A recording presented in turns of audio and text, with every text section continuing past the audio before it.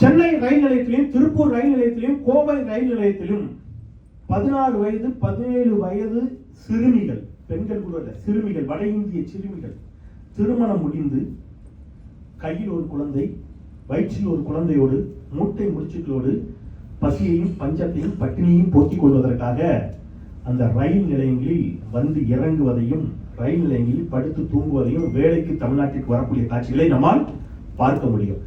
அப்படியே கட் பண்ணி ஓபன் பண்ணுங்க, சென்னை ஏர்போர்ட் போங்க, கோயம்புத்தூர் ஏர்போர்ட் போங்க, நம்ம பயிலுக கோட்டு போட்டு ஷூட் போட்டு கையில் ஒரு டேபையோ லேப்டாப்பையோ வச்சுட்டு அமெரிக்காலையும் ஆஸ்திரேலியாலையும் கனடாலையும் துபாயிலையும் மிகப்பெரிய நிறுவனங்களில் பணியாற்றுவதற்கு விமான நிலையங்களில் காத்திருக்கக்கூடிய தமிழ் சமூகம் எங்கே இருக்கிறது?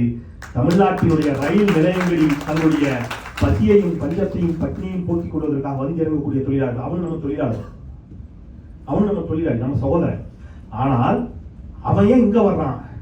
நாம ஏன் பல உலக நாடுகளுக்கு போய் அந்த உலக நாடுகளுடைய வளர்ச்சியில் நம்முடைய பங்களிப்பு இருக்கிறது அப்படின்னு கேட்டா, அவர்களுக்கு பெரியார் என்ற ஒரு தலைவர் இல்லாமல் போனார், நமக்கு பெரியார் என்ற ஒரு தலைவர் கிடைத்தார்.